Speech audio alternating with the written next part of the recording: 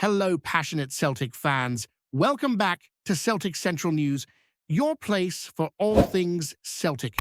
Today, we're diving into the aftermath of the recent game and the atmosphere surrounding the team, which has been quite the topic of discussion. The return of Martin O'Neill to the club as a legendary figure still casts a long shadow over the current management, and it's something you can really feel among the fans. Even 30 minutes into the last match, with the score at 0-0, the conversation around the park was buzzing with questions about why O'Neill was no longer at the club. Fans were already debating his absence, reflecting the enduring respect and admiration for the man who once steadied the ship, gave confidence back to the players, and brought them through a run of memorable victories. That legacy isn't easy to follow, and Wilfried Nancy, who's just come in, is already under immense scrutiny. His first games haven't gone entirely smoothly, and the pressure is unmistakable. While it's very early days and he was only appointed a few days ago, the reactions from supporters highlight just how high expectations are and how difficult it is to manage when you're following someone regarded as a club legend. The challenges faced by Nancy are compounded by the squad's current state. While Martin O'Neill had to deal with injuries and perceived gaps in quality, he still managed to get big results, which sets a high benchmark.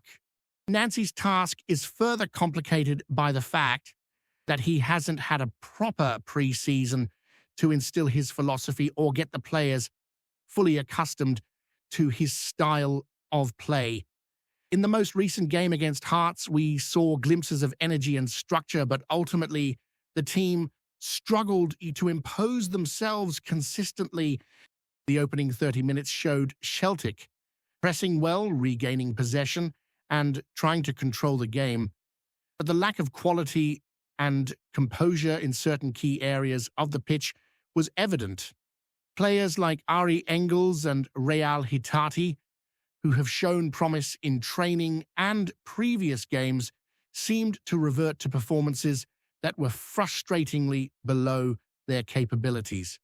It's moments like these that can make a manager's job almost impossible, as individual errors start to overshadow tactical intentions. Looking at the formation, Nancy opted for a sort of 3-4-2-1 shape with a back three of Trusty, Scales and Tierney, wingbacks Tenki and Yang, midfielders McGregor and Engels holding deeper roles, and Hitati and Negron ahead of them, with Dyson leading the line. While there were flashes of sharp passing and movement, the cohesion wasn't always there. The midfield in particular struggled to assert control, and the quality in key moments just wasn't sufficient to break down Hearts, who were well organized and disciplined. McGregor, while offering moments of brilliance, like his diagonal pass to Tekti, also had lapses in concentration that led to goals for the opposition. These are the kinds of small margins that can dictate the outcome, and they highlight the fine balance Nancy must achieve in shaping the team under intense pressure. The wing-back choices also raised eyebrows. Yang, who has been performing well on the left in recent weeks, was deployed on the right, and that switch seemed to disrupt the fluidity the team usually enjoys when these two players operate in tandem. Tenki, while industrious, often produced corners rather than decisive end product, and the final balls weren't converting into meaningful chances. Celtic's attacking rhythm was therefore inconsistent, and Hearts capitalized by neutralizing the wide areas and dominating central play through players like Cammy Devlin. That control in midfield allowed Hearts to dictate the tempo and nullify the threat of Celtic's attack, leaving Nancy with difficult questions about how to adjust both formation and personnel moving forward. In the context of the wider season, this game has shone a spotlight on the difficulties of transitioning from one high-profile manager to another. Fans are still reminiscing about O'Neill's achievements, his ability to motivate players, and the success he delivered even when the squad faced challenges.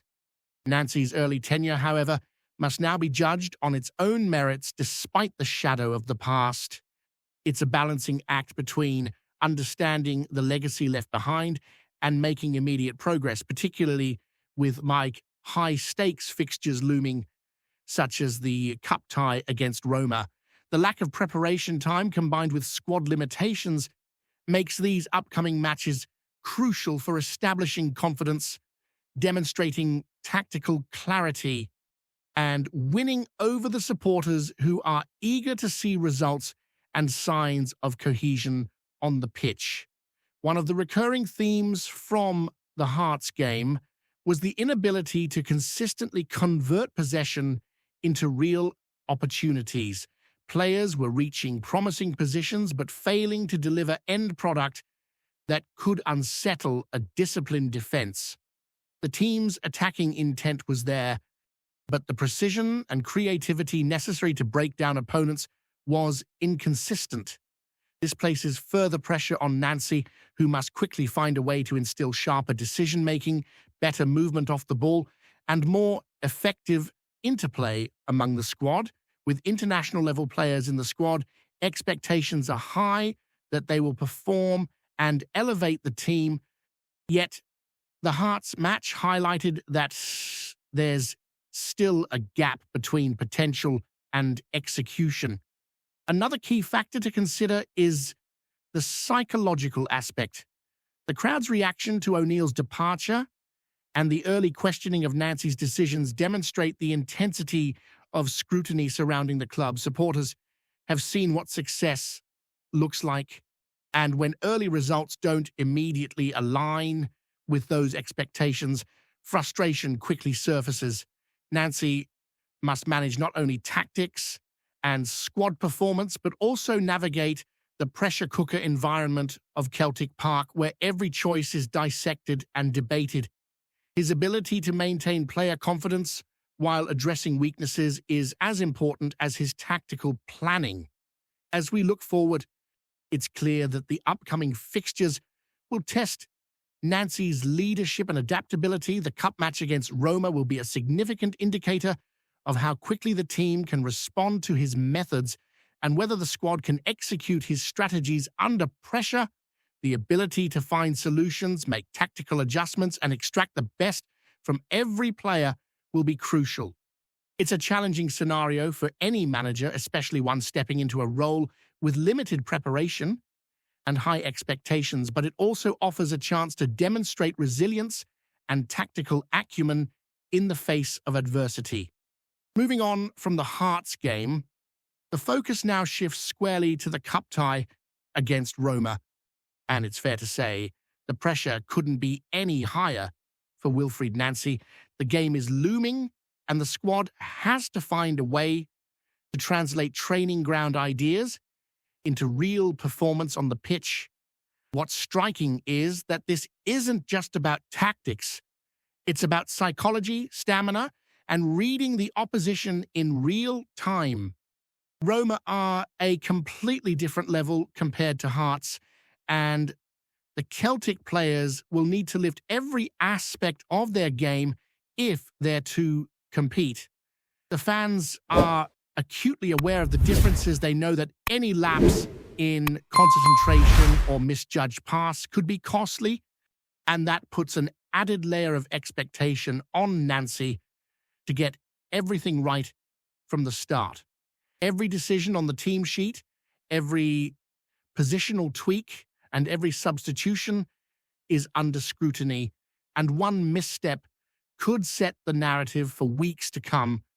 Nancy has to think carefully about balance. The formation he's been experimenting with, the 3-4-2-1, offers a framework, but it's not yet fully bedded in. The wing-backs, the midfield pivot, the creative outlets in the attacking third All of these elements must function as a coherent unit, or Roma will punish Celtic ruthlessly. It's not just about plugging gaps, it's about creating opportunities where none exist, exploiting weaknesses in the opposition, and ensuring that players are positioned to make decisive contributions. The midfield in particular needs to show a level of authority that was missing against Hearts. Players like McGregor, Hitati, and Negron have the technical skill, but they need to combine it with sharper decision-making and better coordination. Against a side like Roma, the margin for error is minimal, and any lapse can be instantly capitalized upon. The attack also demands attention. In recent weeks, players like Johnny Kenny have demonstrated instinctive awareness in the penalty area, but relying on individual brilliance alone isn't enough. The final ball, the timing of runs, the interplay between wingbacks and forwards, all of these factors must be refined quickly.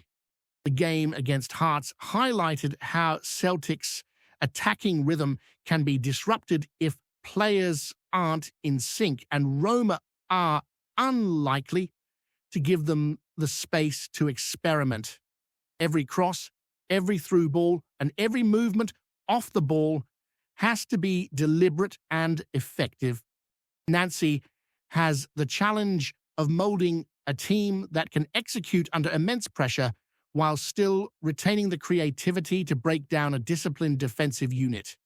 Another aspect that can't be ignored is the psychological burden on the players. The shadow of Martin O'Neill's legacy lingers, and the supporters' expectations are heightened by nostalgia for the successes of previous seasons. Fans are quick to critique, and the early questioning of Nancy's choices shows just how demanding the environment is at Celtic Park. The players themselves feel that pressure. Their confidence can be fragile if performances don't meet expectations. It's crucial for Nancy to manage not just tactics, but morale, ensuring that the squad believes in the approach and trusts his instructions. The balance between asserting authority and maintaining a positive mindset is delicate, and how he handles it could define the remainder of the season. Defensively, Celtic must also tighten up. Hearts exposed weaknesses in transitions and in midfield coverage, and Roma will exploit any lapses without hesitation. The back three, alongside the wing-backs, have to maintain structure, communicate effectively, and be prepared to adapt as Roma vary their approach. Set pieces, counter-attacks, and positional rotations all need clarity, and players must understand their responsibilities instinctively. Against a technically proficient side like Roma, even minor errors can snowball into significant disadvantages. Nancy has to instill discipline, awareness, and anticipation in every member of the squad to survive and compete at that level. Looking at individual contributions, there are clear areas for improvement. Tenki's ability to win corners and stretch defenses is useful, but the delivery and end product need refinement.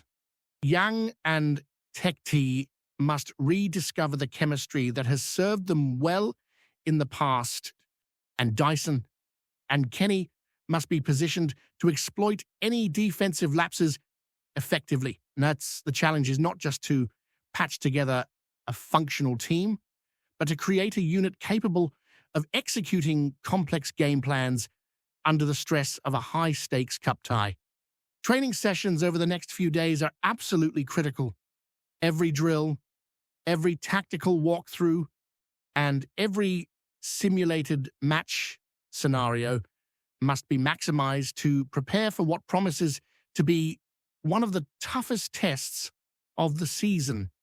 What makes this period particularly demanding is the relentless fixture schedule.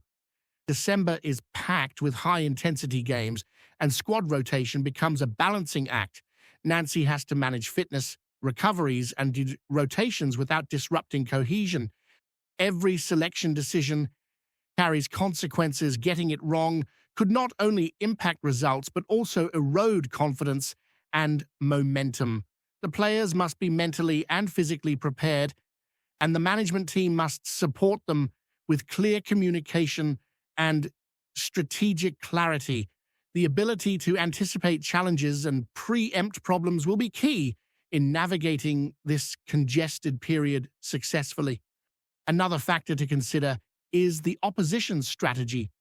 Roma, and indeed any high-level side Celtic will face in the coming weeks, will study the team meticulously.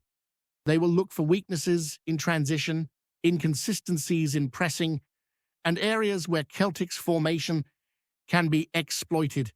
And Nancy must be proactive in addressing these vulnerabilities, adjusting training, and instilling tactical flexibility in the players. It's not enough to simply stick to a single system.